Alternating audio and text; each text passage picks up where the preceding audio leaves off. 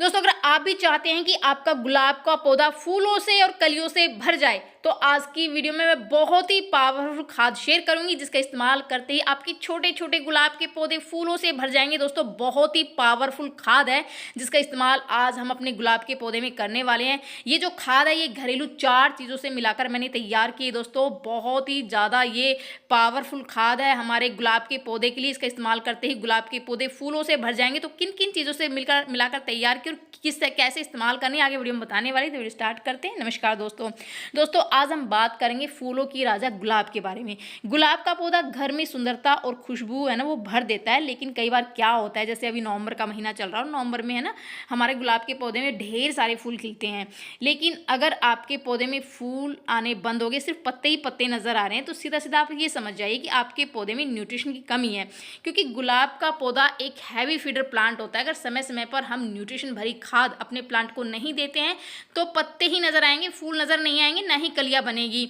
तो अगर आप चाहते हैं कि आपके गुलाब के पौधे में पत्तों से ज़्यादा फूल नजर आए, जैसे आप मेरे पौधे में देख रहे हैं दोस्तों, आप देख रहे हैं हर एक ब्रांच पर गुच्छों में कलियां बनी हुई है, काफ़ी बड़े बड़े साइज के फूल खिले हुए हैं और बहुत ही बढ़िया ये जो खाद है ये काम करता है मेरे पौधे में। इसलिए मैं आप लोगों से शेयर कर रही हूँ कि जो रिजल्ट मुझे मिला है वो आपको भी मिल जाए और आपके बेजान गुलाब के पौधे में जान आ जाए और बहुत ही बढ़िया आपके गुलाब के पौधे में वो फ्लावरिंग हो। दोस्तों, तो देखिए मेरा आप प्लांट देख रहे हैं किस तरह गुच्छों में, क्योंकि मेरा जो प्लांट है ये देसी गुलाब है। वैसे मैंने हर वैरायटी के प्लांट लगा रखे, देसी और हाइब्रिड, जो कि मैं अपने सभी पौधों में इसी खाद का इस्तेमाल करती हूँ दोस्तों।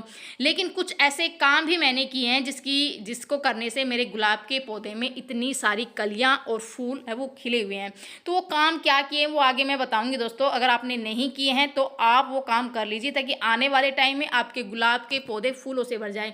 तो आप देख रहे हैं किस तरह से सफ़ेद जो गुलाब भी मैंने लगाए हुए हैं। अगर आपने अपने गुलाब के पौधे में छांव में रखा है तो दोस्तों आप अपने पौधे को ऐसी जगह पर रखे जाओ, मतलब खुले में रखे जहाँ उसे सीधी धूप मिले। दोस्तों, बहुत ही बढ़िया ये काम करेगा। अगर हमारा प्लांट को धूप मिलती रहेगी तो प्लांट में फ्लावरिंग होती रहेगी, कलियाँ भी बनती रहेगी दोस्तों। और एक जो इम्पोर्टेंट जो मैंने काम किया था, जो कि अक्टूबर में किया था, और आप देखिए अक्टूबर के फर्स्ट वीक में ही मैंने ये काम कर दिया था अपने गुलाब के पौधे में, वो है प्रूनिंग। मैंने अपने प्लांट की बहुत ही अच्छे से मतलब हार्ड प्रूनिंग कर दी थी। बिल्कुल अपने प्लांट को बहुत सारी ब्रांचेज निकाल दी थी। आप देखिए इतनी सारी ब्रांचेज निकाल दी, जिसका रिजल्ट मुझे इतना शानदार मिला है दोस्तों। क्योंकि इतनी सारी बेसल शूट्स निकली है, इतनी सारी हर एक ब्रांच पर इतनी देखिए नई नई, जहाँ जहाँ से मैंने कट किया था वहीं वहीं से ही नई नई जो ब्रांच निकली है। और गुलाब में जहाँ से नई नई ब्रांच निकलती, नई ब्रांच पर ही कलियाँ बनाता है और उस पर फूल खिलते हैं। दोस्तों देखिए मैंने जहाँ जहाँ से कट किया था वहीं वहीं से नई नई ब्रांच निकली और उस पर इतनी सारी कलियाँ बनी। उसके बाद क्या दूसरा काम मैंने क्या किया, जितने भी डेड फूल हमारे पौधे पर बन जाते हैं मैं उनको तुरंत निकाल देती हूँ। क्योंकि प्लांट अपनी पूरी एनर्जी जो है ना नई नई ग्रोथ करने में लगाए, नई नई पत्तियाँ निकालने में लगाए। फूल है वो इतने सारे बनेंगे, कलियाँ हैं वो इतनी सारी खिलेगी। तो इस तरह से जितने भी जो है ना पुराने फूल है, जो फूल सूख जाते हैं, उनको आप टाइम टू टाइम निकालते रहे। जिससे होगा क्या कि अपने प्लांट जो हमारा जो प्लांट है वो नई ग्रोथ करने में लगाएगा और नई ग्रोथ करेगा तो उसमें कलियाँ भी इतनी सारी बनेगी। जहाँ जहाँ से मैंने फूल सूखे हुए फूल हटाए थे वहीं से ही ब्रांचेज निकलनी शुरू हो गई। वहीं पे आप देखिए गुच्छों में कलियाँ वो बनी हुई है। तो मैं इस तरह से ये काम करती रहती हूँ जिससे मुझे बहुत ही बढ़िया रिजल्ट मिला। तो अगर आप ये काम अपने गुलाब के पौधे पर नहीं करते हैं तो आप तुरंत करना शुरू कर दीजिए। क्योंकि ऐसा करने से ये छोटी छोटी चीज़ें जो होती है वो हमारे पौधे में ढेरों फूल खिला देती है। तो दोस्तों खाद तो मैं शेयर करूँगी, लेकिन खाद देने से पहले आपको ये काम ज़रूर करने हैं। जिससे आप देख सकते हैं इतनी सारी इस टाइम पर नवंबर मंथ में भी मेरे प्लांट पर इतनी सारी कलियां बनी हुई है। छोटे छोटे पौधे पर बहुत सारी कलियां बनी है, बहुत सारे बेसल शूट्स आई हुई है और बहुत ही मोटी मोटी कलियां बनी हुई है। तो जितने भी मैंने प्लांट है मैंने सभी पर अपने काम ही किया था। जैसे हाइब्रिड देखिए ये मेरा छोटा सा प्लांट है जो कि मैंने कटिंग से ही तैयार किया था, इसमें भी इतनी सारी कलियां बनी हुई है। उसके बाद दोस्तों नेक्स्ट काम को क्या करना है कि गुड़ाई अपने प्लांट किस टाइम पर करनी है। गुड़ाई करने से फ़ायदा ये होते हैं कि जो प्लांट में जो है ना सीधा ऑक्सीजन हमारे प्लांट की जड़ों तक पहुंचता है। प्लांट की जड़ें वो एक्टिव होती है, प्लांट में किसी भी तरह का फंगस कीड़ा है वो बिल्कुल ख़त्म हो जाता है। प्लांट की जो मिट्टी है वो भुरभुरी बन जाती है, बिल्कुल पोरस मिट्टी बन जाती है, जिससे हमारे प्लांट काफ़ी ज़्यादा हेल्दी होता है। और जो भी हम खाद डालते हैं ना उसका सीधा न्यूट्रिशन हमारे प्लांट की जड़ों को मिलता है, जिससे जड़ें हैं वो काफ़ी ज़्यादा हेल्दी स्वस्थ रहती है। अगर जड़ें हेल्दी रहेगी, स्वस्थ रहेगी, एक्टिव रहेगी तो प्लांट भी एक्टिव रहेगा और प्लांट में ढेरों फूल और कलियाँ वो खिलते रहेंगे। दोस्तों अब बात करते हैं खाद की। इस टाइम पर हमें कौन कौन सी खाद देनी है जो कि हमारे पौधों में ढेरों फूल खिलाएगी दोस्तों।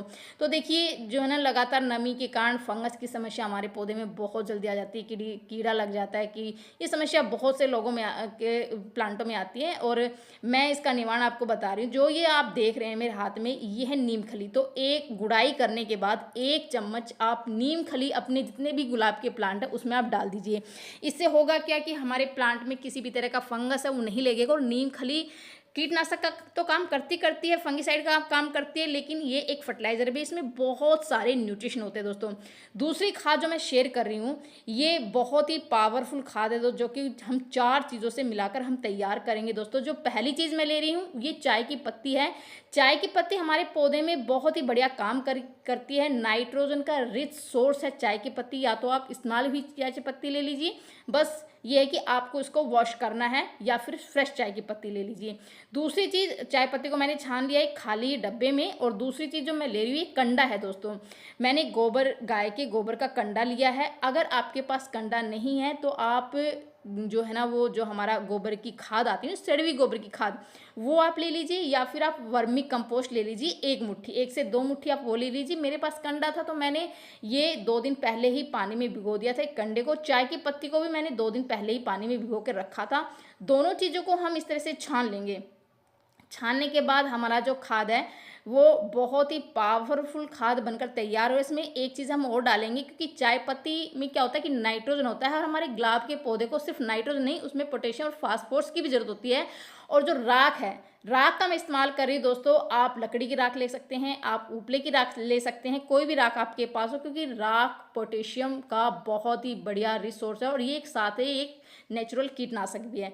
तो इस सारी चीज़ों को हम ढककर 2 दिन के लिए फर्मेंट होने के लिए रख देंगे। 2 दिन बाद हमारा जो खाद है वो बिल्कुल तैयार है दोस्तों। बहुत ही पावरफुल खाद बनाया। और इसमें मैं एक चीज़ और मिलाने वाली हूँ, जिससे हमारा जो खाद है वो बहुत ही ज़्यादा ताकतवर बन जाएगा। इसमें भरपूर मात्रा में नाइट्रोजन है, पोटेशियम है, फास्फोरस है, बहुत सारे माइक्रो न्यूट्रिशन इसमें मिल चुके हैं।